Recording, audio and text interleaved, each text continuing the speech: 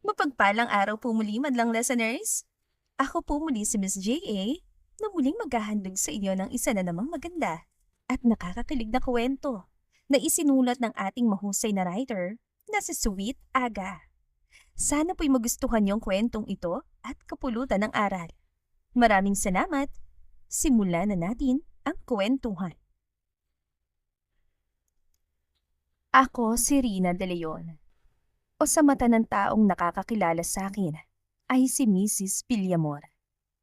Isang simpleng babae, isang ina, at isang asawa na minsang naniwala sa pangarap ng masayang pamilya. Pero hindi lahat ng pangarap ay totoo. At ito, ang kwento ng buhay ko. Umuulan ng malakas nang dumating si Rina sa kanilang maliit na tahanan. Kagagaling niya sa eskwelahan na kanyang pinagtatrabahuhan. Basang-basa ang laylayan ng kanyang slacks. At sa bawat hakbang ay nararamdaman niya ang bigat ng katawan matapos ang buong araw na pagtuturo sa elementarya. Isa siyang guro, oo. Pero sa bahay, ina siya, asawa, tagaluto, tagalaba, at sunod-sunuran sa harap ng isang lalaking matagal nang hindi marunong lumingon sa kanilang sinumpaang kasal. Pagod na si Rina, subalit lumalaban na lamang siya para sa anak niya at pilit na iniintindi ang lalaking minahal niya. Pagbukas pa lang niya ng pinto, sumalubong agad ang anak niyang si Rico. "Mama," mahina at halos pabulong ang tawag sa kanya. "May ulam po ba kayong dala? Nagugutom na po kasi ako eh." "Ha? Nasaan ang papa mo? Hindi ba siya nagluto? Ubus na ba yung stock mo ng biskwit? Yun na lamang munang kainin mo anak. Magluluto pa lang kasi si mama eh." Sagot ni Rina at inilibot ang tingin sa malit nilang tahanan. Umaasang makikita niya si Pablo, lalo pat may hinala na siyang hindi maganda. "Si Papa po, umalis siya. Hindi nga po ako pinansin maghapon. Tapos nakita ko may hinahalongkat siya sa kwarto niyo." Saad ni Rico, kaya naman nanlaki ang mga mata ni Rina. No, no, no, no, hindi pwede." Mahinang saad niya at nagmamadaling tinungo ang kwarto nila ni Pablo. Tama nga ang anak niya si Rico. Dahil makalat ang kwarto nila, lalo ang mga laman ng kanilang closet. Kaya naman nagmamadali niyang hinanap ang box na pinaglalagyan niya ng kanyang ipon at halos maiyak siya nang makitang nagkalat ang laman ng iilang mga barya at wala na ang higit kumulang na 50,000 para sana kay Rico. Walang nagawa si Rina kundi ang umiyak na malakas. "Mama, kinuhanan ka na naman po ba ni Papa ng pera?" Mahinang tanong ng 4 na taong gulang na anak ni Rina. Hindi siya makapaniwalang iniwan ni Pablo si Rico para magsugal. Ilang minuto siyang umiyak na malakas habang yakap ang anak niya. Hindi alam ang gagawin, ngunit alam niyang malaking away na naman ang mangyayari mamaya sa kanila ni Pablo. "Mama, mahal po ba ako ni Papa?" tanong ni Rico. Hindi nakasagot si Rina agad, ngunit masamang kanyang loob. "Mahal ka ni Papa, anak." Bakit palagi po niya ako sinisigawan, lalo kapag wala po siyang pera?" tanong pa nito. Hindi ko alam, anak." Napakagatlabi si Rina nang makatulog si Rico ilang minutong nakararaan. Kahit masama ang loob ay tumayo siya upang magluto na makakain nila dahil wala namang magagawang pag-iyak niya. At isa pa, hindi na to bago sa kanya, lalo pat ilang taon na ring nalululong sa sugal ang asawa, kaya nga nawalan din ng trabaho. Tumungo siya sa kusina at binuksan ang lalagyan ng bigas. Isang mangkok na lang ang laman. Wala pang ulam, wala pang kahit mantika. Napatingin siya sa orasan, 7:00 ng gabi. Nagbihis lamang si Rina bago iluto ang makikita niyang pagkain sa kanilang lumang ref. Ilan sandali pa, biglang bumukas ang pinto. Parang sinabayan ng malakas na kulog na animoy parehas na sumasabay sa bigat ng dibdib ni Rina. Pumasok si Pablo, basa ang damit, amoy alak at may bahid ng galit sa bawat hakbang. Hindi pa man siya nagsasalita ay alam na ni Rina. Tiyak na natalo ang perang kinuha nito sa kanya. Napakamalas naman. Ano ba, Rina? Sigaw agad ni Pablo. Anong oras na ha? Wala pa rin pagkain. Nagulat si Rico na nagising dahil sa malakas na kulog at pabilis na nagtago sa likod ng kortina. Si Rina na may pilit na natiling kalmado kahit ramdam niyang nanginginig ng kanyang mga kamay. Tiyak na makakatikim na naman siya kung sisigawan niya si Pablo. Ayaw niya ring makita sila ni Rico na nag-aaway. Galing din ako sa trabaho, Pablo. Mahinahon niyang sagot. Wala nang laman ng ref at pang-isahan lutuan na lang yung bigas. Wala na tayong pera. Hindi ba't kinuha mo yung inipon ko? Hindi mo lamang naisipang bumili doon ng ulam o kahit anong pwedeng maipakain kay Rico? Wala na tayong pera. Sus, ako pa lolokohin mo, Rina. Hindi ba't magaling ka mag-ipon? Magaling ka mag-budget. Tumawa si Pablo. Mapait at may halong panlalain. Hindi ba't ikaw ang may trabaho? Ikaw ang guro. Nasaan sweldo mo? Naubos na huling sahod ko, di ba? Kuryente, tubig, utang sa tindahan. Pambayad sa vitamin sa Rico. Alam mo namang maliit lang ang sahod ko at isa pa. Bakit ba hindi ka nalang ulit mag-apply ng trabaho? Tama ng pagsusugal mo, Pablo. Naiiyak na saad ni Rina. Subalit sinalubong lamang siya ng dumadagundong na sigaw ni Pablo. Hindi mo naisip na magtabi para sa pagkain ko? Lumapit si Pablo. Hawak ang basang bag at tila gustong ibato yun sa pader. Ako ang lalaki dito, Rina. Ako ang dapat inuuna mo. At isa pa, bakit ba pinipilit mo kung pabalikin sa pagtatrabaho? Ano, para pagtawanan ng mga boss ko? Kami ba ng anak mo? Kailan mo kami inuna? Napalakas ang boses ni Rina. Wala ka nang ginawa kundi magbisyo. Lahat ng pera natin sinasahal mo sa sabungan, sa tawang eats. Ako tong nagtatrabaho, ako tong nagpapakain sa anak mo. Natahimik ang paligid. Tanging patak ng ulan at mahinang hikbi ni Rico sa likod ng kortina ang naririnig. Matagal tumingin si Pablo kay Rina bago marahas na tinulak ang lumang upuan sa isang sulok. Wala kang respeto. Anya. Kung hindi lang kita asawa, Anong gagawin mo, ha? Sasaktan mo na naman ako? Sabat ni Rina. Hindi na kayang itago ang panginginig ng kanyang boses. Ganyan ka naman palagi. Uuwi kang lasing tapos ako yung sasalo ng galit mo. Ibinagsak ni Pablo ang bag sa ibabaw ng mesa. Namumula na ito sa galit. Huwag mo kong subukan, Rina. Dapat sinunod ko na lang ang ninanais si Don Ernesto. Sigaw nito. Hindi siya maunawaan ni Rina. Subukan? Tumitig si Rina kay Pablo. Pinilit ang tapang sa gitna ng takot. Subok mo na ako, Pablo. 5 taon mo na akong sinasaktan. Hindi ako bato. Tao ako. Asawa mo ako. Napapagod din ako. Nanahimik si Pablo. Nanlilisik ang mga mata, ngunit hindi makapagsalita.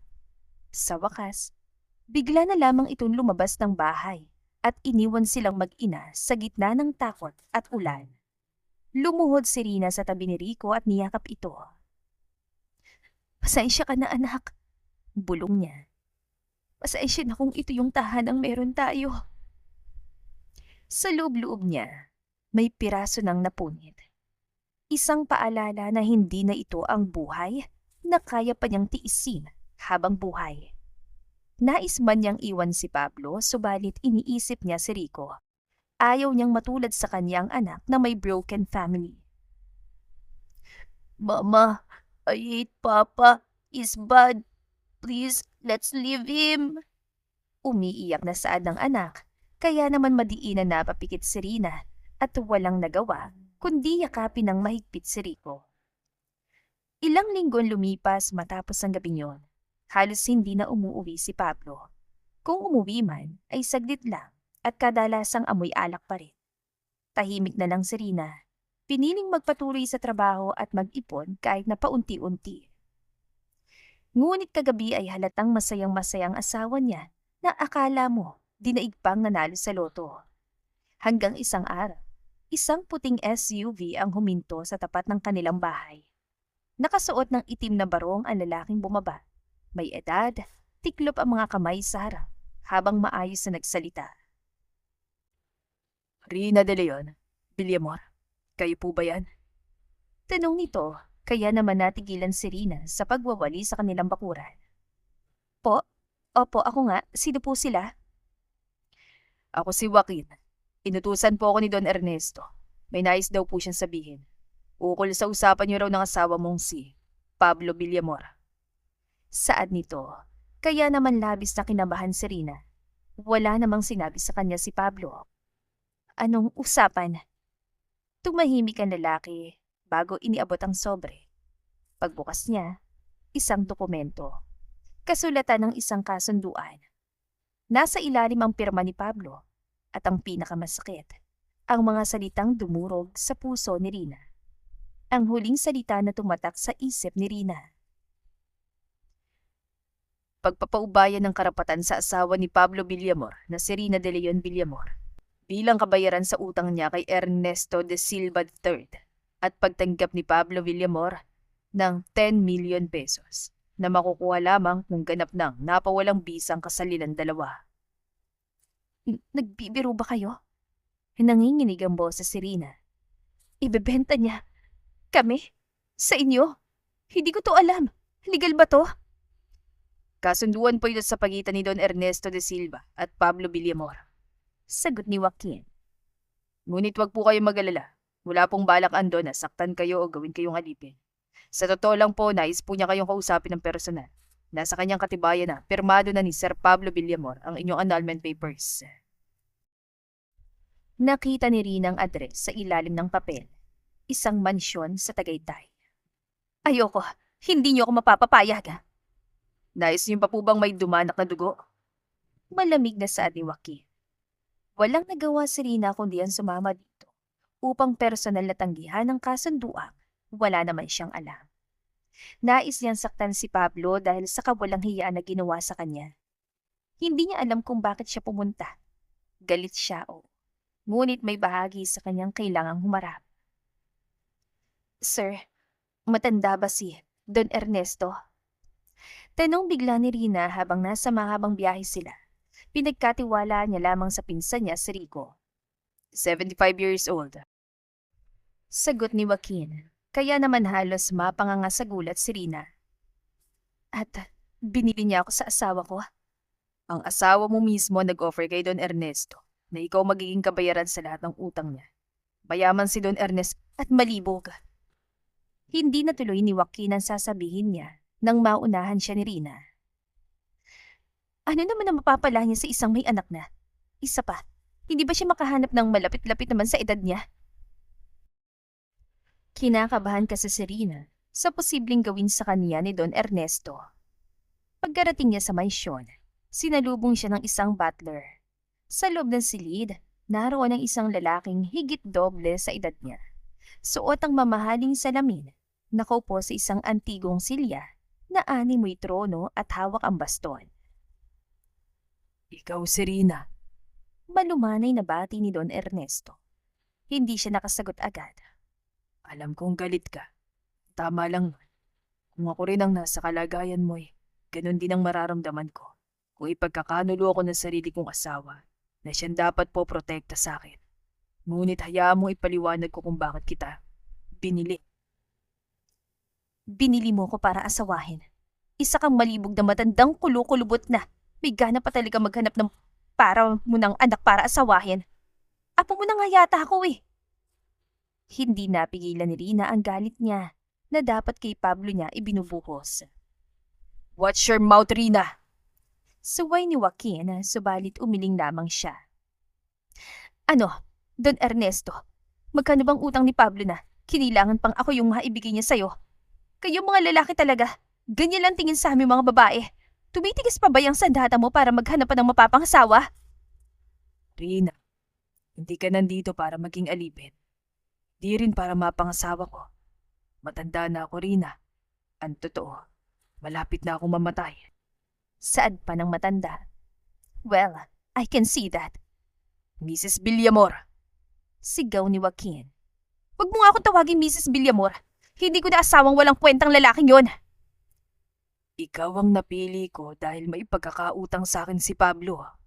Sagot ni Don Ernesto. Noong umpisa, hindi ko nais tanggapin ang alok ng asawa mong gahaman at lulong sa bisyo. Ngunit pinasubaybayan kita at masasabi ko, Matino kang babae na sa kabila ng pananakit sa'yo ng asawa mo, nakatiis ka sa pag-uugaling meron siya kahit na pabigat lamang siya sa'yo. At ganyan ang hinahanap kong katangian ng isang babae. Napuno ng kaban dibdib ni Rina. Pero hindi kita pipilitin. Dagdag pa ni Don Ernesto. Ang gusto ko lang ay mabuting hinaharap para sa inyo ng anak mo. Bibigyan ko kayo ng tirahan, pagkain, edukasyon para sa anak mo. Gusto ko mailipat sa iyong pangalan ng isang property sa Laguna. Ikaw nang bahala roon. Sa isang kondisyon, paibigin mong nag-iisa kong apo na si Ian De Silva. Baka naman hindi nalalayo yan sa edad ng ama ko Hindi ako papatol sa ganun. May sumilay naman ang ngiti sa mga labi ni Don Ernesto. Bibigyan kita ng panahon upang pag-isipan ang ngalo ko. Tahimik si Rina. Parang bumaliktad ang mundo niya. Tila isang bagay na for sale ang ginawa sa kanya ni Pablo. Ngunit ngayon, tila ba binuksan ang pinto ng isang bagong pagkakataon. Sa mga susunod na linggo, lumipat si Rina at Rico sa bahay ni Don Ernesto. Mahirap sa una, pero ramdam niyang totoo ang kabutihang loob na matanda. Mama, masaya na po ba tayo? Tanong ni Rico habang hawak ang lapis, gumagawa ng assignment. Oo anak, sagot ni Rina. Yakap ang anak habang tanaw ang paglubog ng araw sa may bintana. Ayaw niyang isipin pa nito si Pablo. Paano si Papa? Tanong ni Rico, dahilan upang mapabuntong hininga si Rina.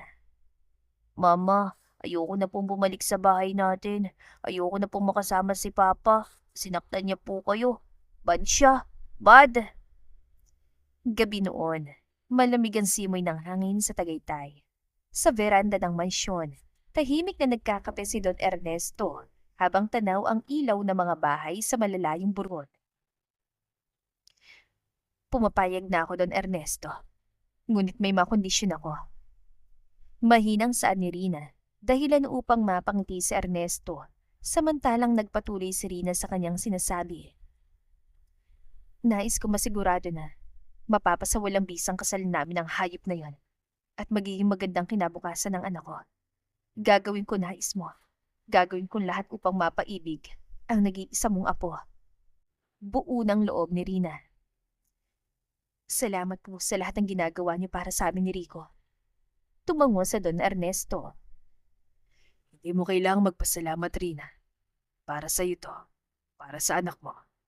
Para sa isang taong matagal nang nawala ng pag-asang magtiwala sa kababaihan. Ang apo kong si Ian. Huminga ng malalim si Don Ernesto, saka ibinaba ang tasa ng kape. Si Ian De Silva, ang nag-iisang tagapagmana ng mga negosyo ng pamilya. Pero ni minsan, hindi pa niya ito nakikita. Gusto ko siyang makitang nasa maayos bago ako mawala. Sabi ni Don Ernesto, derechahan. May trauma siya sa mga babae. Isang babaeng minahal niya noon. Niloko siya. Ginamit ang yaman niya at iniwan duguan. Literal. Ngunit bago yon ay una siyang iniwan ng kanyang ina. Dahilan upang madepres ang kanyang ama na di kalaunan ay pinawian ng buhay. Mula noon, di na siya muling nagtiwala. Ayaw nang magpakita sa kahit sinong babae. Nakakaawa naman po siya. Tugon ni Rina, magaan ang boses. Hindi awang kailangan niya. Ani Don Ernesto. Puso, panahon, katapatan. At ikaw, Rina. Ngunit, may anak na po ako. Tumayo si Don Ernesto. Seryosong tumingin sa kanya. Pinawalang bisa ko ng kasal mo kay Pablo. Isang tawag lang yan. Hindi mo na yun asawa. Hindi yun ama. Hindi nakakababa ang matawag na single mom, Rina. Nag-iisa lamang anak kong si Ivan nung pinalakas si Ian. Hindi porket iisa lang sa mga magulang tumayong magulang talaga ay kabawasan na yun, Rina. Hindi mabababo ang apo ko at iyo kung kikilalanin niya lamang ang totoong ikaw ay mamahalin ka rin niya ng buo. Napatingin si Rina sa mga kamay niya. Parang bumalik sa alaala ang gabi ng huling pananakit ni Pablo, ang paninigaw nito. Sa Maynila, Rina, gusto kong bigyan ka ng panibagong buhay at gusto kong mailigtas si Ian sa kanyang sarili. Di mo kailangang magpanggap. Sakali lang, Kung makuha mo loob niya, kung mapaniwala mo siyang hindi lahat ng babae ay gaya ng mga babaeng sinaktan siya. Huminto ang matanda. Lumuha ang kanyang mga mata. Pilit na pinipigilan ng emosyon. Sapat na yon para matahimik ako bago ako tuluyang mawala. Ang mga salitang narinig niya ay hindi basta-basta. Hindi ito simpleng kahilingan. Isa itong laban. Hindi lang para sa puso ng isang sugatang lalaki, kundi laban din sa sarili niyang pagkawasak upang muling buuin ang pagkatao niya. Tila parehas sila ng kapalaran ni Ian na bigo sa salitang pag-ibig. Hindi ako sigurado kung kaya ko. Mahina niyang saan. Wala akong karanasan sa ganyan, Don Ernesto. Tanging ang asawa ko lamang dumaan sa buhay ko. Nasaktan din ako. Halos mawala ng tiwala sa pagmamahal. Ngunit susubukan ko. Tumango ang matanda. Sakto, pareho kayo ng sugat. Baka naman ang sugat yung dalawa, kayang gamutin ng isa't isa. Tinanggap niya ang kapalaran, ang bagong tungkulin. Yon ay ang mapaibig, si Ian de Silva. Isang bagong buhay para kay Rico. Isang pagsubok para sa puso niya. At posibleng, isang simula para sa pagmamahal na hindi ipinilit, kundi dahan-dahang binuo sa gitna ng pag-aalinlangan. Umagang-umaga na makarating sila sa Maynila, may sinabi si Don Ernesto kay Rina habang nag-aalmusal silang dalawa sa hardin. Handa ka na ba? Nasa silid niya si Ian. Hindi siya sanay sa bisita, lalo na sa mga babae. Pero alam kong kailangan niya ng presensya ng isang taong totoo. Subukan mo lang makipagkilala. Rito, ikaw na si Rina De Leon at personal assistant/sekretarya ni Ian. Sambit ni Don Ernesto, kaya naman tumango siya. Tahimik lang si Rina, kinakabahan. Pero kahit na papano, gusto niyang sumubok. Paglapit ni Rina sa malaking double doors na silid ni Ian, dahan-dahan siyang kumatok. Walang sumagot. Maingat niyang pinihit ang doorknob. Bumukas ang pinto. Pagkapasok niya, agad siyang bumungad sa isang kwarto na mala hotel ang laki. Moderno, elegante, pero malamig. Parang walang ibang nakatira doon kundi hangin. Hanggang sa mapansin niyang isang lalaking nakahiga sa kama. Nagkalat ang mga unan at comforter. Nakatihaya. Nakatayo ang sandata nito na tila handang sumabak sa anumang bakbakan. Hubad. Nakailang sign of the cross si Rina. Halos malaglag ang panga niya dahil tila namamalikmata lamang siya. May ganyan din naman si Pablo. Pero bakit tila triple ng kay Pablo ang laki ng sandata nito? Diyos ko po, totoo kaya to? Mabilis sa lumingon palayo, pero hindi agad nakaalis. Paminsan-minsan ay lumilingon siya sa sandata nito at sinusubukan na dangkalin sa kanyang isipan. Ngunit nakarinig siya ng malakas na mura. Damn! Tumayo agad ang lalaki sa kama. Matangkad, matipuno, guwapo. Medyo magulo ang buhok, may kunting balbas at matalim ang tingin. Parang laging galit. Hinarang ang nakuhang unan sa hinaharap. Who the hell are you? Ako po si Irina. Sinabihan po ako ni Don Ernesto na pumunta rito para ipaalam na may trabaho pa kayo. Napakunot noo si Ian. Nabigla sa babaeng nasa harapan, natitig na titig sa pagkalalaki niya. Bago ka ba? Katulong. Linisin mo yung mga kalat ko sa gilid. At ayusin mo nga yung kortina. Dumi-dumi. Pakilaban. Napalingon si Rina. Hindi agad makapaniwala. Pasensya na, pero hindi ako katulong. Tumigil si Ian. Napatingin sa kanya mula ulo hanggang paa. Simple lang kasi ang suot niya. Hindi katulong. E anong ginagawa mo sa kwarto ko? Kabilin-bilinan ko sa mga katulong na matagal na rito na huwag magpapapasok ng kusina sa kwarto ko. Isa pa, mukha kang manyakis. Alam nilang trauma ko kaya bakit ka nakapasok dito. Umalis ka nga! Uminit ang tainga ni Rina. Pasensya na, pero wala akong pakialam kung may trauma ka sa kababaihan. Ano manyakis? Kasalanan ko pang matigas yung batuta mo. Wala kang karapatan tratuhin ako na parang alila mo. Lumingon si Ian, matalim ang tingin. And who do you think you are? Nasa pamamahay kita kaya karapatan kong tanungin kung bakit ka nandito sa kwarto ko. Nandito nga ako para ipaalam na may pasok ka pa sa kumpanya mo. Personal assistant mo ko slash secretary. Kaya gumaya ka na. Isa pa ni hindi mo pa nga ako nakikilala. Sinusungitan mo na agad. Ang kapal din naman ng mukha mo. Tahimik si Ian. Tumitig siya kay Rina ng ilang segundo. Saka siya napangiti. Bahagya. Para ngayon lang siya natawa muli. Matapang ka. Dahil, pinadala ka ni Lolo. Tignan natin ang tapang mo. Tignan natin kung paano ka tatagal dito. Umalis si Rina na hindi lumingon pa. Mainit pa ang mga pisngi niya. Pero may kakaibang pakiramdam sa dibdib niya. Sa loob ng silid, naiwan si Ian. Tahimik, malayo ang tingin. Hindi katulad ng ibang nirereto ni Lolo. Lahat mainin at hindi bastos.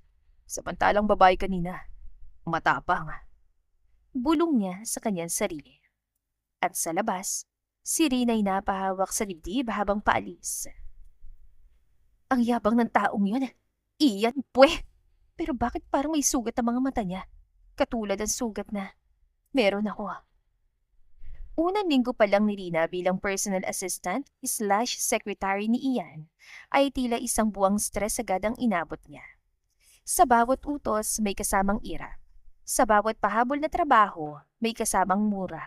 At sa bawat sulyap ni Ian, para siyang laging hinuhusgahan. Dinaig pang babaeng may dalaw dahil sa kasungitan. Miss De Leon! Tawag ni Ian mula sa loob ng opisina. Mabilis siyang pumasok, bitbit ang mga papeles. Yes, sir? Coffee, black. 2 minutes. Kung hindi, tanggal ka na. Wow! Galing ng HR policy mo ah. Bulong ni Rina habang padabog na lumakad palabas. Pero kahit mainit ang ulo, tinupad pa rin niya. Kahit asar, ayaw niyang matalo. Pagbalik niya ay nakangisi na sa kanya si Ian. Late. 2 minutes and 12 seconds. Do better. Sarap mo talagang buhusan ng kape. Bakit hindi mo gawin para magkita tayo sa korte? Gagawin ko talaga, maghintay ka lang. Ganyan kayo mga lalaki, paluutos kayo masyado. Sa sumunod na mga araw, ganun at ganun pa rin. May pagkakataong itinapon ni Ian ang isang proposal na ginawa niya buong gabi lang naman at pinagsabihan pa siya ng pang-elementary ang format. Pero hindi nagpatalo si Rina. Baka po gusto niyong kayo na lang ang gumawa, sir. Kung hindi naman pala pasado sa kartehan niyo. Sekretarya ako, hindi isang digital editor para lang ipaalam ko sa inyo. Hindi ba't may editor naman kayo para sa mga presentation at proposal? Bakit ako yung pinapahirapan niyo? Umamin ka nga. Gusto mong pansinin kita, no? Crush mo ko? Nagulat si Ian sa sinabi niya. Imbes sa sumigaw, ngumiti lang. Matagal ka pa ba rito? Bakit kasi hindi ka nalang mag-resign, Rina? Talagang sa mansyon ka pa tumutuloy. Crush, ano ako? Bata para sa ganung bagay. At isa pa, hindi kita type. Di ako magtataka kung matapos ako ang lolo ko, lalad. Hindi natuloy ni Ian ang nais niyang sabihin nang sampanin siya ni Rina. Para sabihin ko sa'yo, Mr. De Silva, hindi ako ganong klaseng babae. Pagbuhuling ko pa kayo ng lolo mo eh. Naglaban ang nanlilisik na tingin sina Ian at Rina. Wala ni isa sa kanila ang nais na magpatalo. Huwag mong idahilan sa akin ang trauma mo sa isang babae dahil ganun din ako sa mga katulad yung mga lalaki na walang ginawa kundi intindihin ang inyong mga sarili. Inirapan siya ni Rina at iniwan sa loob ng kanyang opisina si Ian na nabigla nang makita ang kakaibang galit sa magandang mukha ni Rina. Well, she's kinda cute eh. Ian laughed. Nagtataka sa naging reaksyon para kay Rina. Isang umaga, habang abala si Rina sa pag-ayos ng schedule ni Ian, biglang bumukas ang pinto. May isang babaeng nakasuot ng designer dress, mukhang galing sa cover ng fashion magazine. Where is he? Galit na tanong ng babae. Bakit po? Tanong ni Rina, kahit halatang kilala ng babae si Ian. Ayaw niyang magpapasok ng kahit asino dahil tiyak na siya na naman ang mananagot sa masungit na amo. Ako si Leia, hindi mo ba ako kilala? At nakakabiglang, tumanggap siya ng isang babaeng sekretarya. Anyways, I'm his ex-girlfriend at gusto ko makausap si Ian, ngayon na. Mataray na saan ito. Hindi pa man siya nakakasagot ay bumaba na si Ian mula sa second floor ng kanyang opisina. Leia, anong ginagawa mo rito? Tanong ng binata. Halata ni Rina ang pagbabago sa gwapong mukha ng masungit na amo. Why are you ignoring my calls? Ian, we need to talk. Leia argued. Rina was about to step back. Ayaw niyang maipit sa eksenang personal, pero hinila siya ni Ian sa tabi niya. Why? Sampang salitang ayoko ng relasyon sa'yo. Ang hindi mo maunawaan, Leia. Tagal lang natapos ang relasyon natin simula nang ipagpalit mo ko. At isa pa, may nobya na ako. Biglang sabi ni Ian, habang nakahawak sa balikat ni Rina. Nanlaki ang mga mata ni Rina. Ha? Anong nobya? Wait lang, mag-aaway lang tayo kahapon ha? She's my girlfriend now. Ulit ni Ian, mas madiin. Pinanlakihan ng mga mata si Rina upang maunawaan nito ang nais na ipabatid ni Ian. Nag-away lang tayo pero hindi tayo naghiwalay. Napangisi naman si Rina dahil tila kailangan din pala siya ni Ian na animoy allergic sa kanya. Mag-cooperate ka, please. Bulong niya. Natigilan si Rina. Nagtama ang mga mata nila. Malamig pa rin si Ian, pero sa likod ng kumpiyansang tinig, may takot siyang naaaninag. Takot na baka bumigay ang kanyang puso kay Leia. Kailangan mo rin naman pala ako. Bulong ni Rina kaya naman naramdaman niyang madiin na pinisil ni Ian ang kanyang balikat. Kung nakakamatay lang ang titig, ay tiyak na nakahandusay na si Rina ngayon sa harapan ng dalawa dahil sa masamang titig ni Leia sa kanya. Oo, ani Rina, bagamat nanunuyo ang lalamunan. Akong girlfriend niya, kaya ano naman ang pag-uusapan yung dalawa? Kausapin mo na siya ngayon din at sa harapan ko mismo, lalo pat sasabihin lang din naman sa akin ni Sweetie Pie ang pag-uusapan niyo. Nakita ni Rina ang pagkunot ng noo ni Ian. Sweetie Pie? Tumatawang tanong ni Leia. Hindi makapaniwalang papayag ng ganoong tawagan si Ian. Matagal ang naging relasyon nilang dalawa at ni minsan hindi pumayag sa mga cringe na tawagan. Eh ano ngayon? Ayan nga tawagan namin di ba? May Sweetie Pie. Nakangising tanong ni Rian. Nakita niya ang disgusto sa mukha ni Ian na akala mo'y madudumi at ayaw biglasin sa endearment niya rito. Yes, Sweetie Pie. He murmured. I can't hear you, Sweetie Pie, Rina said, laughing. Yes, may Sweetie Pie. Mas malakas sa saan ni Ian at pinisilang balikat ni Rina para tigilan ang pangtitrip sa kanya. Tumitig si Leia sa kanilang dalawa, halatang hindi kumbinsido, pero ngumiti siya. Matamis, pero may bahid ng panlalait. I see. So, this is your type now, Ian? She's not that pretty, Leia said. Ano sabi mo? Tinong ni Rina at kumawala kay Ian. Baka gusto mong burahin ko yung mukha mo. Hindi kumibos si Ian kaya nagalit si Rina. Useless! Pahabol pa ni Leia. Pagkaalis ang ex-girlfriend ni Ian, agad na kumalas si Rina. Ano yon? Bakit hindi mo man lamang ako pinagtanggol? Aba, ayos Hindi lang ako pala ayos pero hindi hamak naman na mas maganda ako doon. Paduguin ko palalo yung labi niyang pulang-puli. Ikaw naman, matapos mo akong gamitin, hindi mo man lamang ako pagtatanggol doon. I had no choice, Rina. Ginugulo niya ako for weeks. Kung hindi ko pipigilan ngayon, baka pati negosyo ko madamay. Hindi ko na problema yon. Eh pwede mo naman ako sabihan muna, hindi yung isasabit mo ako sa gulo mo. Relax. You did great. Actually, better than I expected. Sweetie Pie. The hell with your endearment. Kasuka. Napamura si Rina sa kanyang sarili. Pero kahit naiinis siya, hindi niya rin maikakailana. May parte sa kanya ang nagising. At hindi lang galit yun, tila ba mas ilalabas na rin ang sarili niyang maitago niya sa mahabang panahon nang mahalin niya si Pablo. Ilang araw ang lumipas mula sa mainit na tagpong yun sa harap ni Leia. Sa kabila ng inis at pagkaalangan ni Rina kay Ian, hindi niya maiwasang maisip ang mga nangyari. Lalo na ngayon, habang tahimik siya nakaupo sa gilid ng maliit na playground, pinagmamasdan ng anak niyang si Rico na masayang naglalaro. Hindi rin niya inasahan na makikita niya doon si Ian. May hawak na 2 tasa ng kape. Mailap kasi ito tuwing nasa mansyon, hindi man lamang lumalabas sa kwarto nito at nakikipagsalamuha sa kanila. Wala silang pasok ngayong araw. I figured you'd need this. Sabi ni Ian, inaabot ang isa. Tahimik na tinanggap yon ni Rina.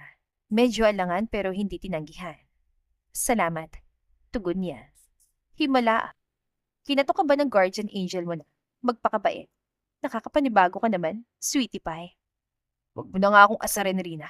Wala akong samod makipagbangayan sa'yo at makaibuhos kung kape ko sa'yo. Napakasungit mo. Kaya siguro wala kang kaibigan.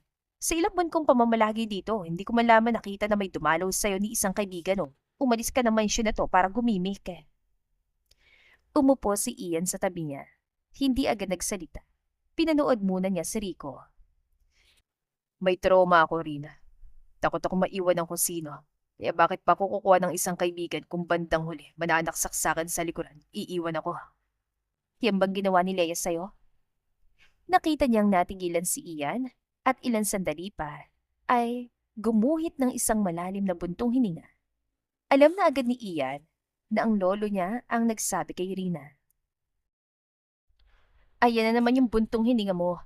Huwag mo kong awayan, hindi ako chismosa. Sadyang madaldal lang si Don Ernesto. Hindi na ako nagulat na galing sa kanyang chismis na to. Iniwan kami ni Mama at sumama sa ibang lalaki. Nakaibigan pa ni Dad. Tapos, ganun din ginawa sa akin ni Leia. Kaya nung silbi ng isang kaibigan at babaeng hindi marunong makontento, sa kung ano meron sila. Mapaitan na pangiti si Rina at inalala si Pablo. Hindi ba may pangangailangan ka? Paano kapag bogli ka? Sa unang pagkakataon ay natawa ng malakas si Ian. May mga palad ako, Rina. Baka ikaw yung ganun. May anak ka na, di ba? Siguro, hinahanap mo rin ang init sa ibabaw ng kama. Namula si Rina dahil sa sinabi ni Ian. Kung dati ko lang din namang asawa, huwag na lang. Kaya kong tiisin ng bogli. So, you're really married? Annulled. I was a battered wife. Siguro lang ex-husband ko at mapanakit. Mentally, emotionally, and physically. Noong una, hindi naman siya ganun eh. Nang tumagal ang relasyon namin ni Pablo, doon lang niya pinakita ang totoong ugali niya. Yung father ko, ganun din kaya ang ending. Broken family din kami. Tiniis ko lang naman siya dahil meron kaming Rico, subalit nang ibinenta niya ako sa lolo mo. Para ako mababaliw. But don't get me wrong ha. Handa lang talagang tumulong ang lolo mo na magbagong buhay kami ng anak ko ha. Napangiti na mapait si Rina at napayuko nang may bumagsak na luha sa mga mata niya. Tila ngayon lamang bumigay ang sama ng loob niya kay Pablo. Wala siyang kwentang lalaki. Tumango si Rina at tinitigan ng kanyang anak. Yes, he is. Kaya huwag mo kong angasan na may trauma ka sa mga babaeng nang iwan sa'yo. Kaya sinusungitan mo ko dahil maging ako man, takot sa mga lalaking gaya mo. Subalit maayos ang pakikitungo ko sa'yo. Gusto mo, magkaroon tayo ng relasyon sa kama. You know, una ng init ng isa't isa. Halos malaglag ang panga ni Rina dahil sa narinig kay Ian. Sinabi ko na nga bang manyakis ka rin eh. Agad namang hinarangan ni Ian ang bibig ni Rina at malakas na natawa. Don't freaking shout, crazy woman. Nag-o-offer lang ako. Isa pa, baka marinig ka ng anak mo. Nakita nila si Rico na tumatakbo patungo kay Rina. Bakit mo sinasaktan ng mama ko? Don't hurt her! Sigaw ni Rico, kaya naman nabigla si Rina at Ian. Anak, hindi. Nagbabangayan lang kami. Saan ni Rina, kaya naman napanguso si Rico. Hindi daw ako maniniwala sa iyo, Mama. Kapag po sinasaktan ka ni Papa, palagi ka nagsisinungaling na hindi ka niya sinasaktan. Naiiyak na sambit ni Rico, kaya naman natigilan si Ian. Naalala ang maliit na siya kay Rico, kung saan pinapagalitan niya ang ama na nagpapakalasing dahil sa paglisa ng kanyang ina. I'm sorry, little guy. Binibiro ko lang mama mo. I'm not hurting her. Ian said. Ngumiti siya kay Rico at ginulo ang buhok nito. You know what? I like how brave you are. Ganyan nga. Kailangan mong protektahan ng mama mo sa mga mananakit sa kanya.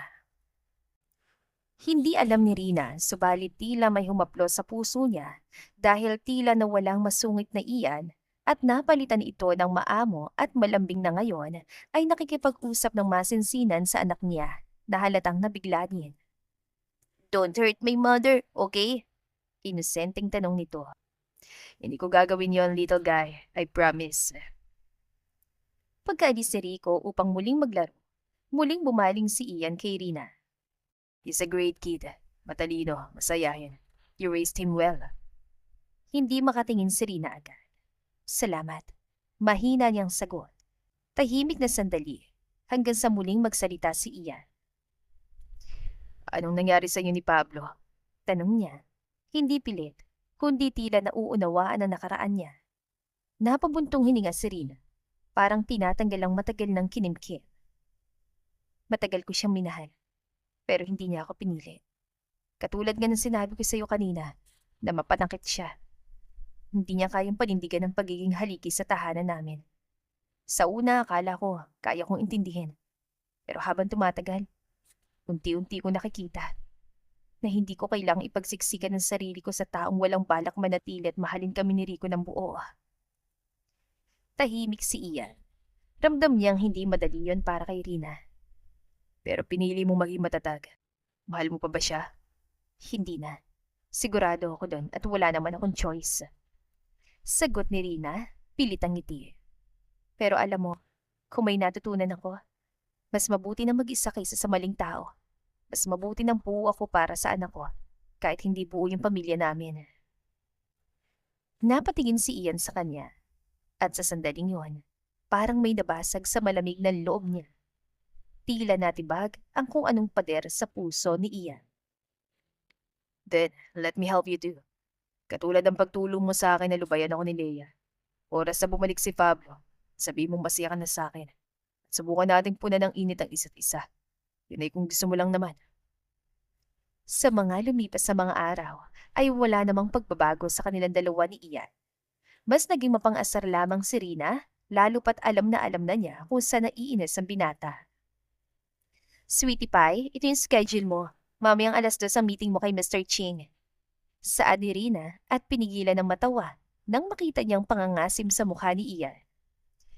Sinabi ko ng tigilan mong pagtawag sa akin ng sweetie pie eh. Malay mo, biglang dumating si Leia. Sanayin mo na sarili mo. Umalis ka na nga lang. Okay, Sweetie Pie. Rina, shut up! Tumatawang lumabas si Rina ng opisina ni Ian. Natutuwang nagwagi na naman siya sa asara nilang dalawa. Kinabukasan, sa hindi inaasahang pagkakataon, muling nagpakita si Leia sa opisina ni Ian. May dalang mga papeles, pero malinaw sa intensyon, hindi lamang negosyo ang pakay sa kanya. May anak siya? Gulat na tanong ni Leia. That's the girl you're parading around? May anak na pala? Ngumisi siya, punong-puno ng pangalipusta. Kaya naman pala, desperada, single mom. No wonder, bagay kayo. Pareho kayo mga baggage. Ngunit bago pa man siya makadagdag ng salita, tumayo si Ian. Mata niya'y malamig ngunit matalim. Enough, Leia. Suway ni Ian at kinuhang proposal sa babae. Natigilan si Leia. Don't talk about Rina like that. Hindi siya desperada. At kung may anak man siya, she's a better parent than most people I know. Seriously, Ian? You're defending her? Leia asked. Hindi makapaniwala na mas pipiliin pa ito ni Ian kaysa sa kanyang walang sabit. I am. Mariing sagot niya. Dahil hindi mo kailanman nakita kung gaano siya kabuti. Don't judge her dahil lang may anak siya. Una pa lang, alam ko ng tungkol sa bagay na yan. Wala naman siyang itinatago sa akin, Leia. Hindi makapaniwala si Leia sa narinig. Umirap siya at umalis nang hindi na lumilingon. Narinig yun lahat ni Rina dahilan kung bakit tila nagdiwang ang puso niya. Salamat for being you, for helping me deal with her, and for letting me see what I was too blind to notice. Napangiti si Rina. May konting inis para kay Leia at halong kilig sa puso dahil kay Ian. Wow, ang drama mo. Pero sige na nga. You're welcome, Sweetie Pie. Napailing si Ian, ngunit hindi maitagong ngiti. Later, punan natin ng bogli.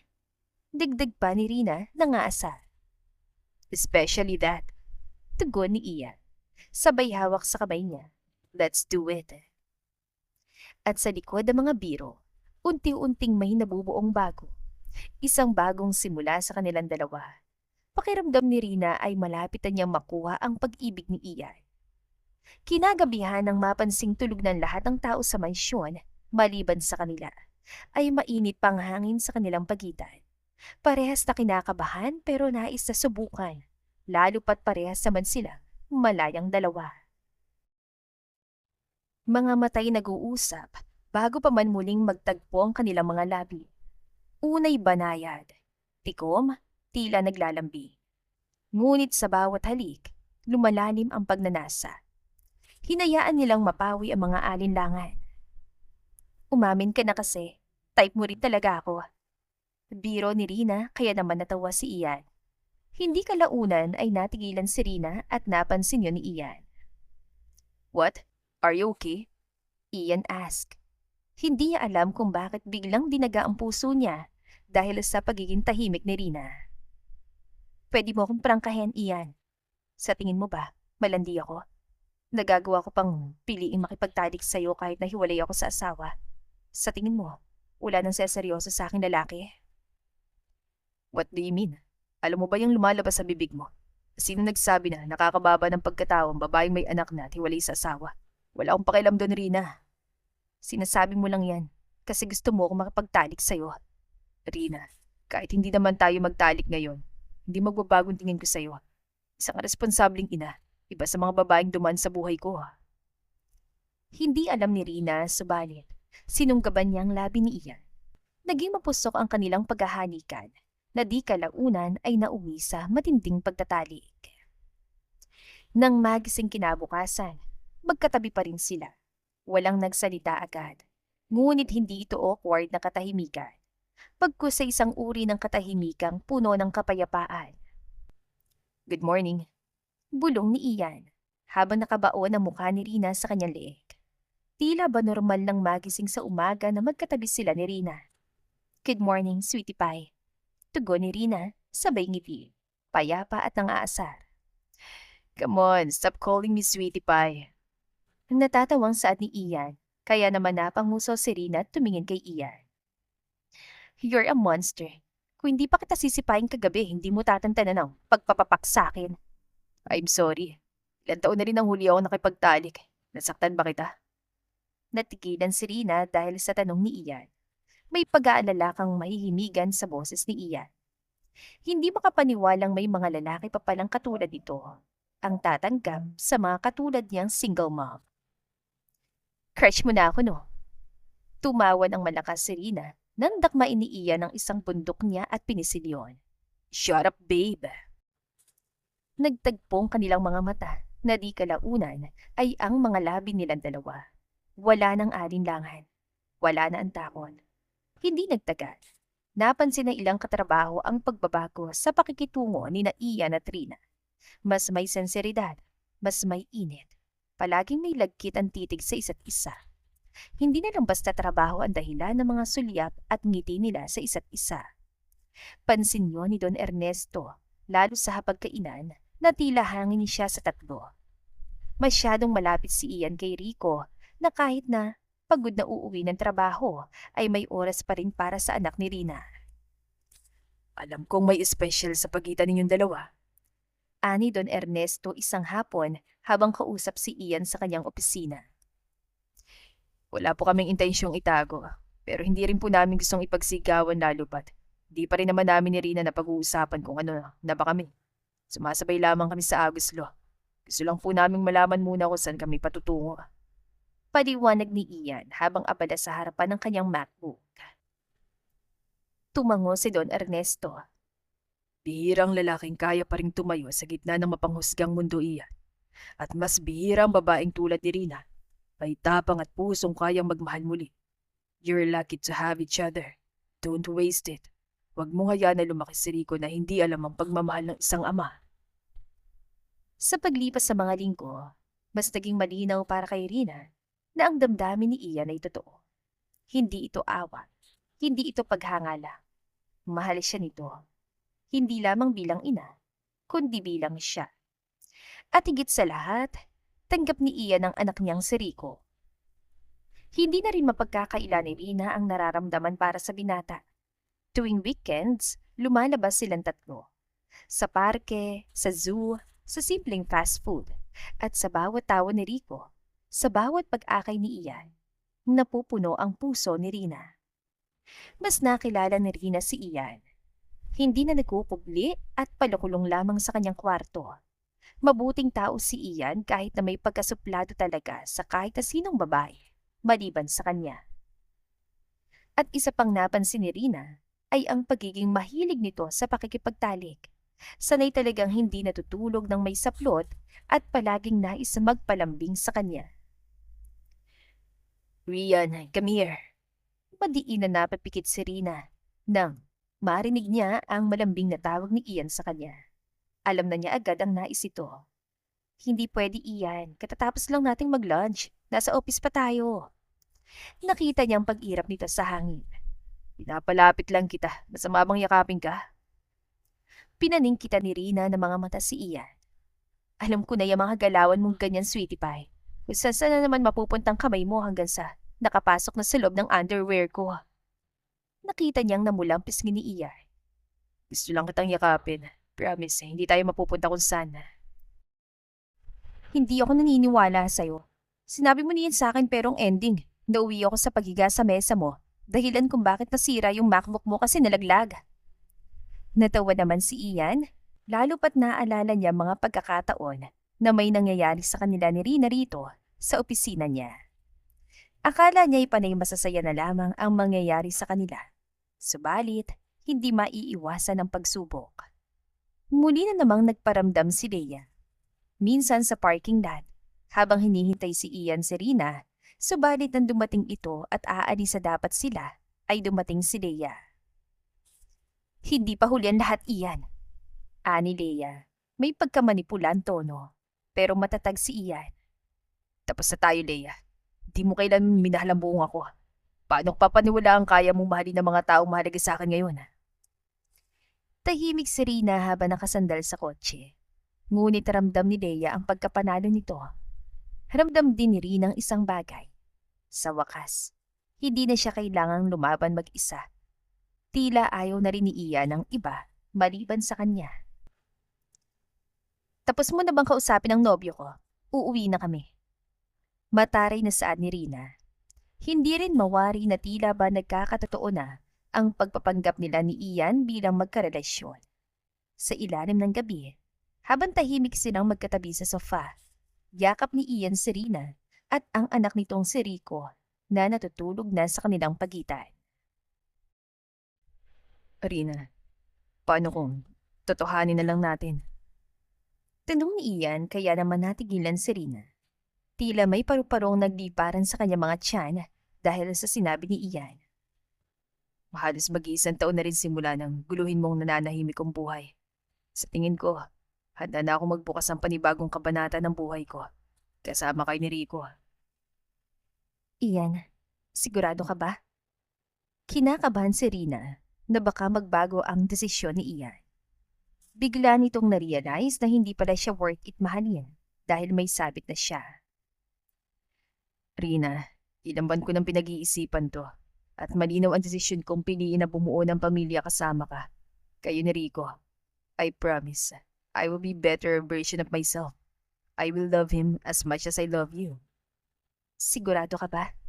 Tanong ni Rina, halos pabulong. Ngumiti si Ian. Sa dami ng pinagdaanan natin, oo.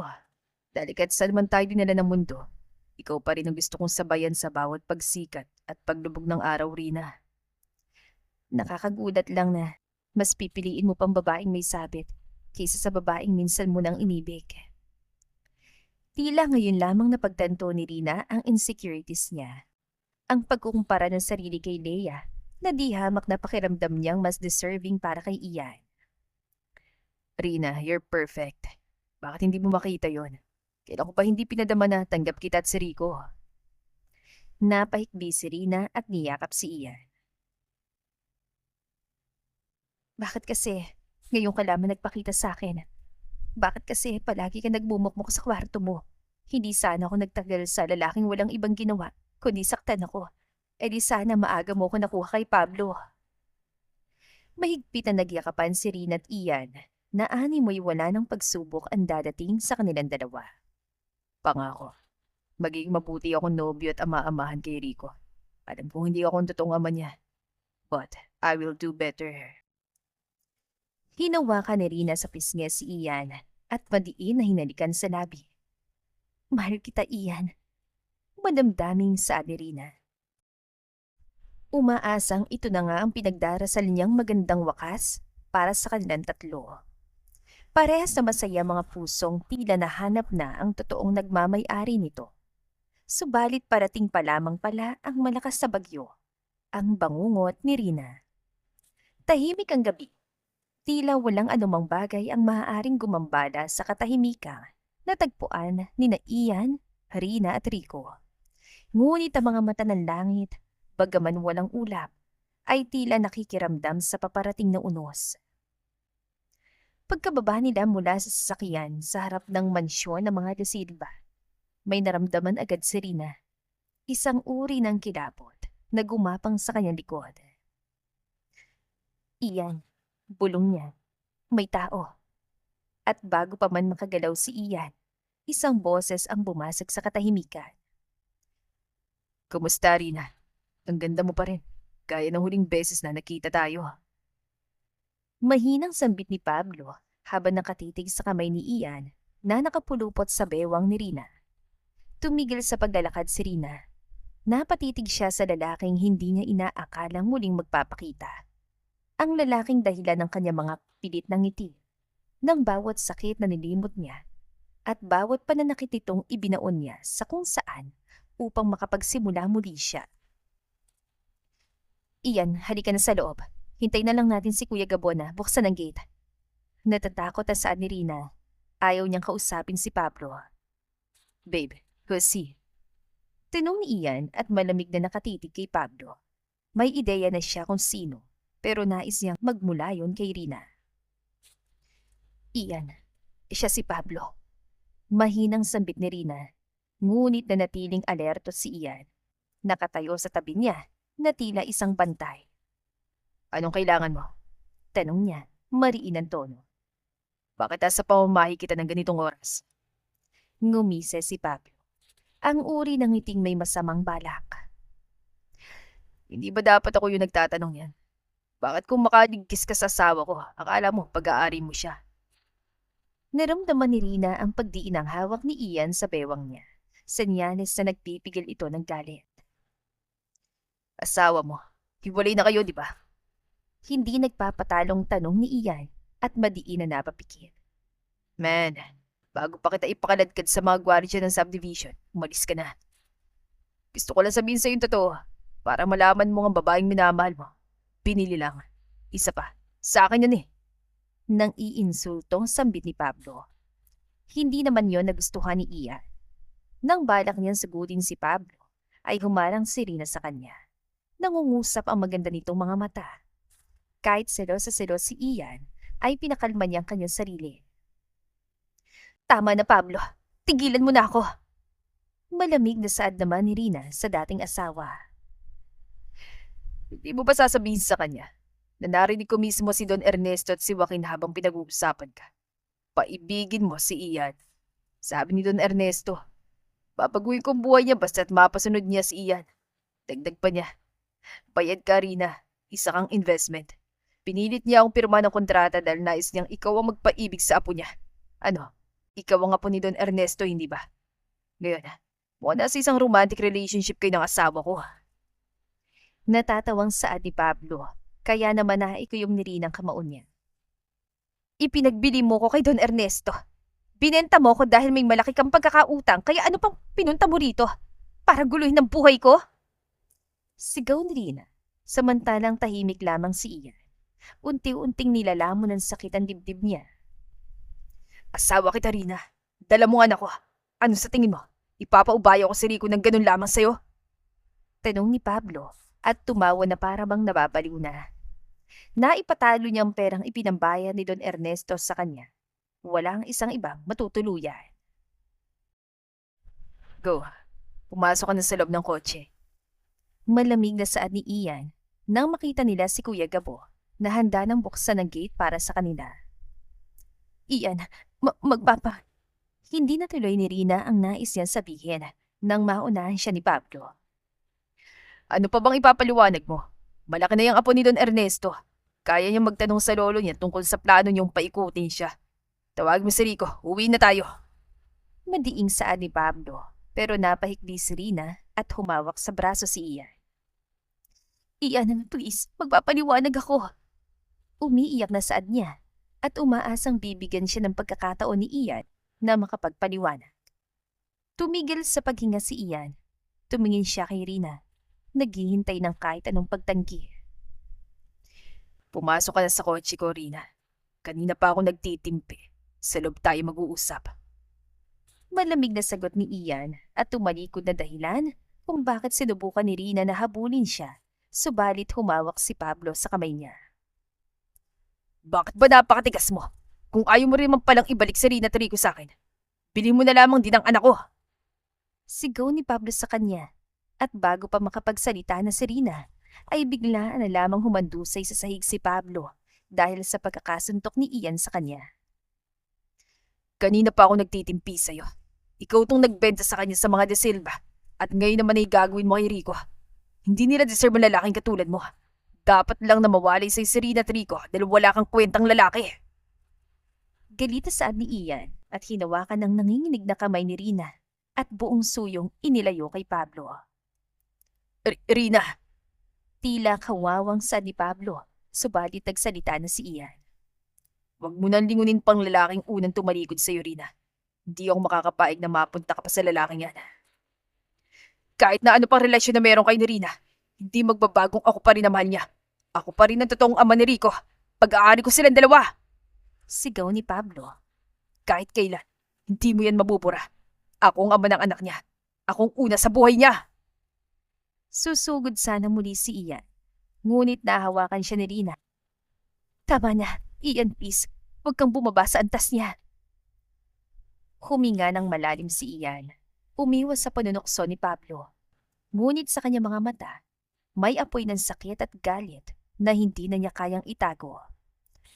Nang makapasok sila sa mansyon ay kinakabahan si Rina sa pwedeng maging reaksyon ni Ian. Kitang-kita niyang pagngangalit ng panga nito, kaya naman madiin na napambikit si Rina, lalo na nang makita nila sa main living room, si Don Ernesto. Rina, totoo ba? Malamig na tanong ni Ian, kaya naman napabuntong hininga si Rina. What's happening here? Tanong ni Don Ernesto. Umiiyak na si Rina. Iyan, hindi ganon. Oo, kinausap ako ni Don Ernesto. Pero hindi ko kailanman ginamit ang damdamin mo. I fell in love with you. Kahit hindi dapat. Kahit hindi ko inaasahan. Kailan mo pa sana sasabihin sa akin ng totoo, Rina? Kapag na-fall na ako ng todo? Kapag kasal na tayo? Ano, lolo? Pinagkaisahan niyo ako? Planadong pagtatagpo namin ni Rina? Ganun ba yun? Ano? Sabihin niyo na sa akin ngayon ng lahat para minsanan lang sakit sa dibdib ko. Sigaw ni Ian. Lahat ng trauma niya sa pananakit sa kanya ng kanyang ina, maging si Leia at ang mga kaibigan niya, ay nanumbalik. Tila hindi makayana na sa muli niyang pagmamahal sa babaeng akala niya ay tunay siyang minamahal, ay bayad pala. Ian, hindi ko sinadya. Lahat ng sinabi niya may halong kasinungalingan din naman. Totoong may usapan nun pero hindi ko kailanman sinunod ang lahat ng sinabi ni Don Ernesto. Minahal kita. Kusa yun. Hindi dahil sa utang ni Pablo o dahil sa kahit anong kondisyon. Sinungaling ka. Sinungaling kayong lahat. Bumagsak ang mga luha sa mga mata ni Ian, dahilan kung bakit naisawakan ni Rina ang mukha ng nobyo upang punasan ang mga luha nito. Totoo na nung unay nagkasundo kami ni Rina na gawin ang lahat upang mapaibig ka. Kapalit ang perang ibinigay ko kay Pablo at pagpapawalang bisa ng kasal nilang dalawa. Subalit nauwi naman ang lahat sa pag-iibig. No, lolo. Niloko niyo ako. Pare-pares kayo nais lamang paikutin ako sa mga palad niyo. Bakit hindi niyo sinabi sa akin? Ano? Nung minahal kita, tsaka mo lang napagtanto na mahal mo rin ako? Guilty ka at wala kang choice kundi mahalin din ako kasi yun ang kapalitan lahat ng pagtulong sa'yo ni lolo. That's bullshit! Ian, hindi. Dahil natakot ako mawalan ka, kaya hindi ko agad nasabi sa'yo. Tumango si Ian pero ang kanyang mukha ay nanatiling malamig. Ayoko na makita ulit ang pagmumukha mo, Rina. Umalis ka na. Yan lang din naman ang gagawin mo sa huli. Ang iwan ako dahil nandyan ang totoong nagmamay-ari sa'yo. Ayoko na. Ian! Sinubukang habulin ni Rina ang nobyo. Ian, please. I had no choice noon pero ngayon pinili kita. Paulit-ulit. Sa bawat araw. Sa bawat desisyon. Hindi, Rina. Pares lang kayo ng asawa mo. Pera lamang habol sa amin at hindi isang pagmamahal.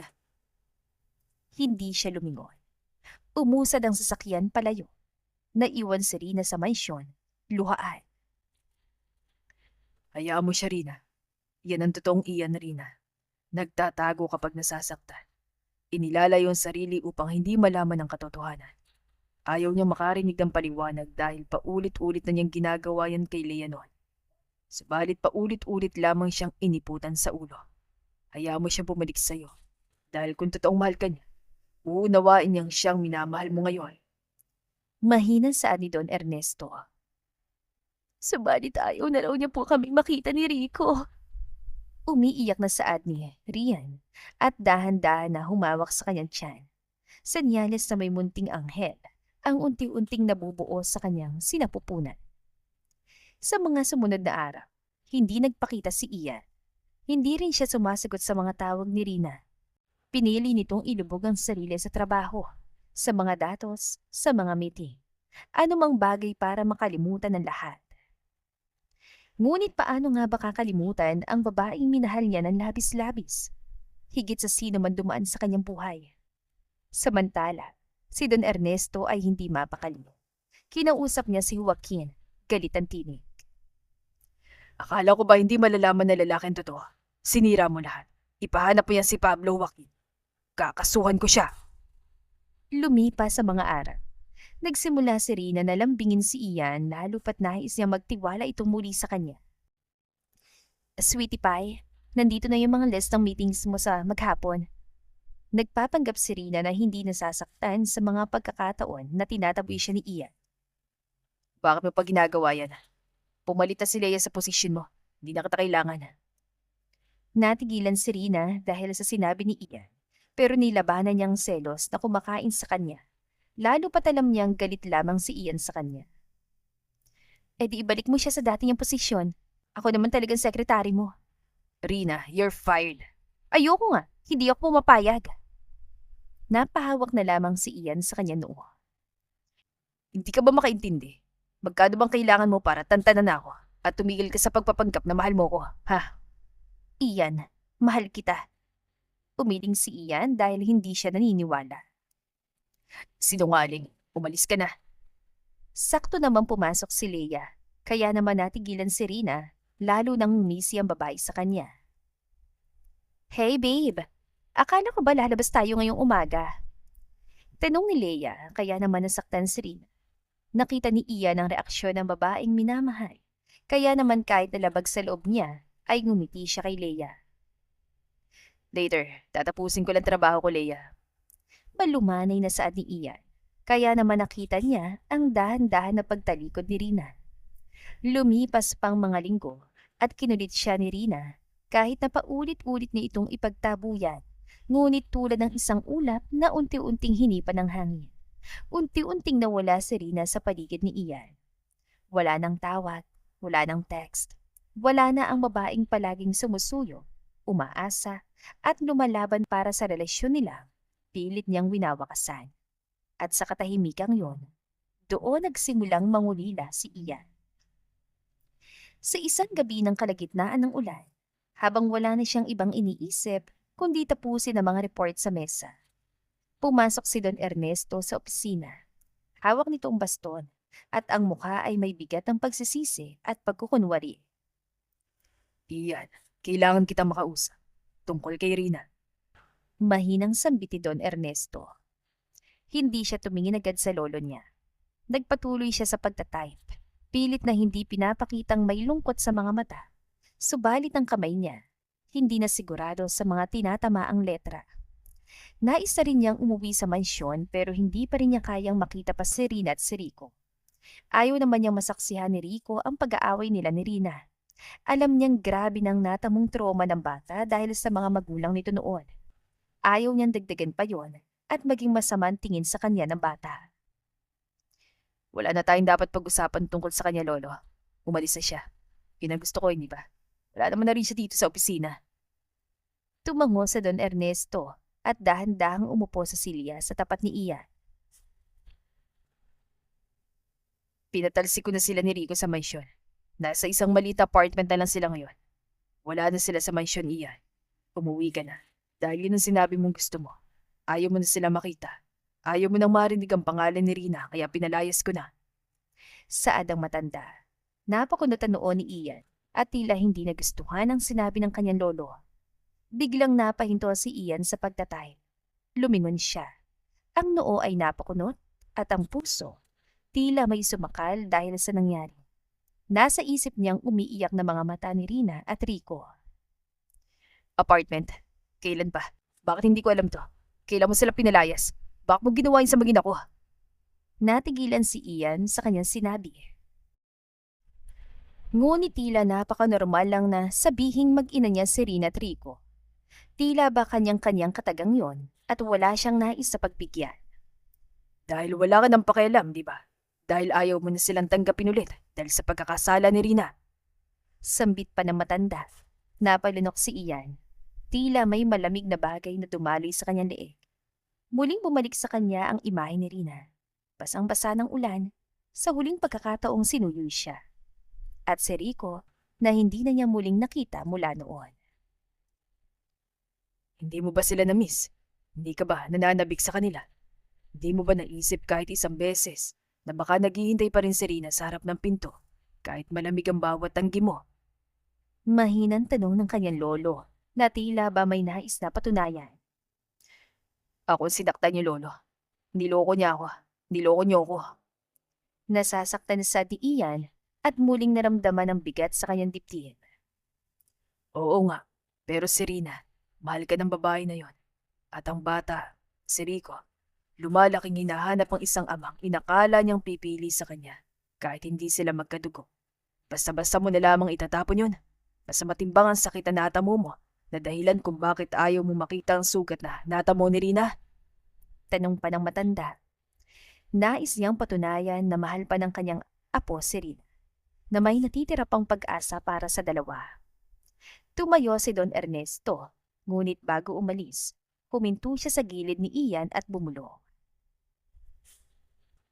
Kasinungalingan lahat ng sinabi ko sa iyo kanina, Ian. Wala akong pinalayas. Hindi ko pinalis si Rina. At hindi sila umalis dahil sinabi mong gusto mo. Umalis siya dahil handa siyang palayain ka. Akala niya na nung balik ng pagmamahal na meron ka kay Leia at na-realize mong hindi mo pala talaga siya mahal. Kusa silang umalis at nais niyang ipabasa ang liham na ito. At isa pa, nakita ko ito sa sketch pa ni Rico. Drawing para sa iyo. Iniwan siyang tulala at doon pumasok ang tunay na sakit. Binasa niyang liham ni Rina sa kanya. Malakas at dinama ang bawat salita. Mahal kong sweetie pie.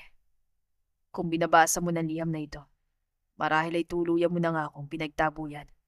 O marahil ay wala na akong lakas na loob na humarap pa sa'yo dahil sa kasalanan kong ginawa.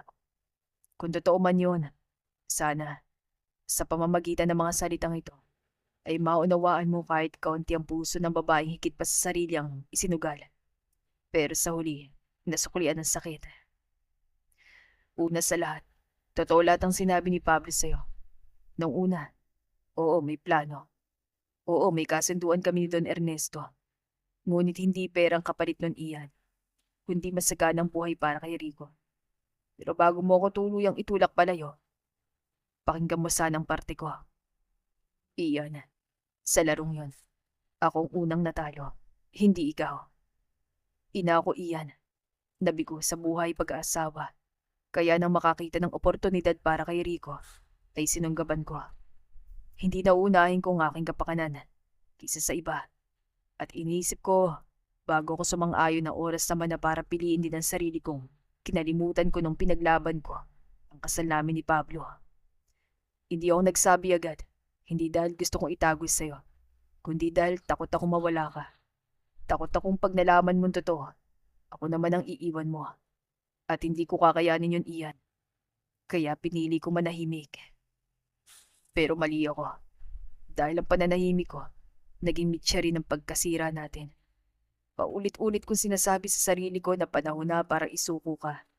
Lalo na nang makita kong muli kayo mag-isama ni Leia. Masaya kayo. Pinaniwala kong sarili ko mas mabuti na para sa'yo na wala ako. Kaya kami umalis. Hindi dahil sinabi mong gusto mo, kundi dahil mahal kita. Dahil hindi ko kaya makita ka nahihirapan. Hindi ko kaya manatili ko ang presensya ko lang nagbibigay sa'yo ng sakit. Iyan, mahal na mahal kita. Kahit pa hindi mo ako mapatawad ngayon, gusto ko lang malaman mong minahal kita. Higit pa sa dapat. Higit pa sa kaya ko. Patawad. Naway matagpuan mong babaeng para sa'yo. Rina. Madiin na napapikit si Ian nang mabasa ang liham at sunod-sunod na napahigpit, lalo na makita ni Ian ang drawing ni Rico.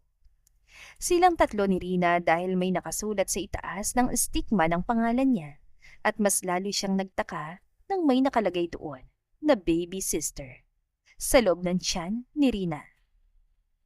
Paulit-ulit niyang binasa ang liham. Paulit-ulit niyang inilala ang bawat titig ni Rina, ang bawat halakhak ni Rico, at ang pagkakataong hindi niya piniling ipaglaban sila. Sa bawat araw na lumilipas, isa lang ang malinaw. Mahal pa rin niya si Rina.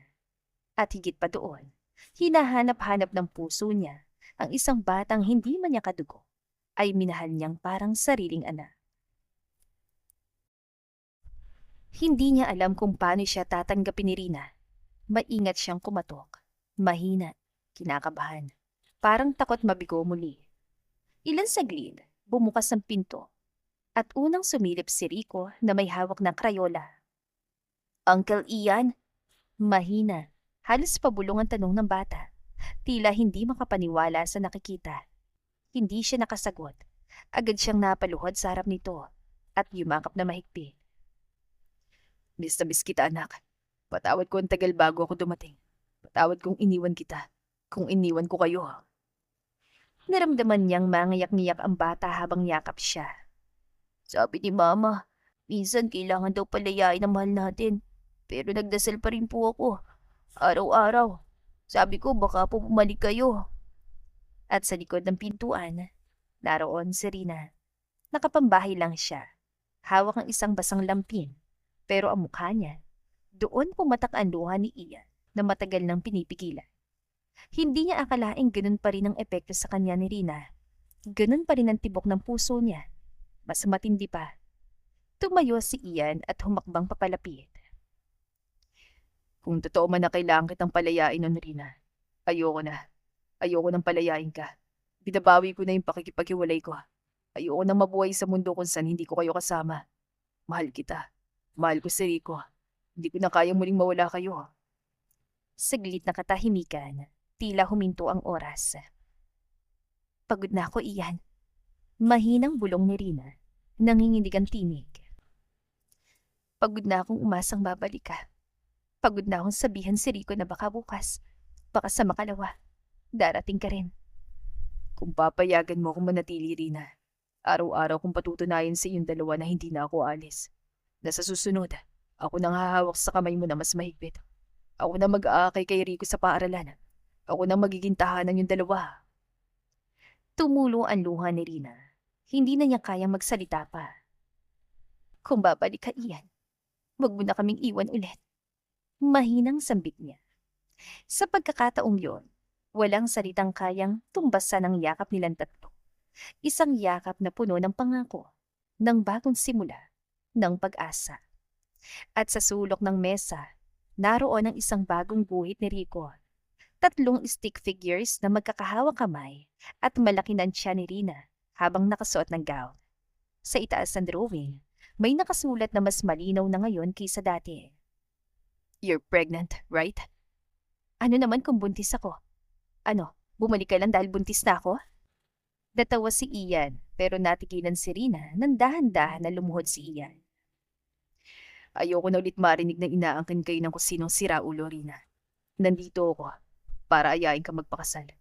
Tuluyang palitan ng mas karapat-dapat na apelyido ang mga apelyido niyo ni Rico.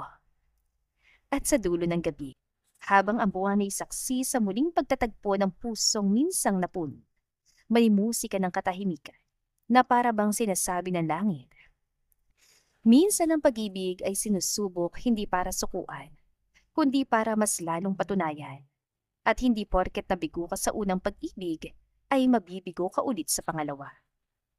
Oo, Ian. Magpapakasal ako sa'yo. Madamdaming saad ni Rina. Natawa naman sila pareho na sumigaw si Rico. Yes! Pwede na kitang tawagin Papa! May Papa na ulit ako! May Papa na ako! Sigaw ni Rico na tumatalon pa. Thank you, Jesus! Amen!